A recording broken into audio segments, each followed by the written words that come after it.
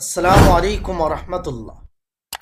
عن أبي هريرة رضي الله تعالى عنه قال: كان رسول الله صلى الله عليه وسلم يعلم أصحابه يقول: إذا أصبح أحدكم فليقل: اللهم بك أصبحنا وبك أمسينا وبك نحيا وبك نموت وإليك المصير. وإذا أمسى فليقل: اللهم بك أمسينا وبك أصبحنا وبك نحيا وبك نموت وإليك النشور।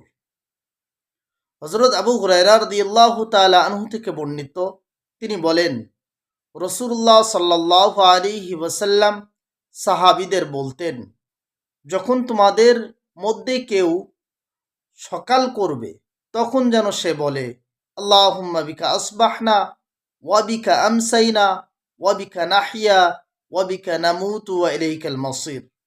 এবং যখন সন্ধ্যা করবে তখন যেন সে বলে, আল্লাহুম্মা বিকা আমসাইনা ওয়া বিকা আসবাহনা ওয়া বিকা নাহইয়া ওয়া বিকা নামুতু ওয়া ইলাইকান নুশুর।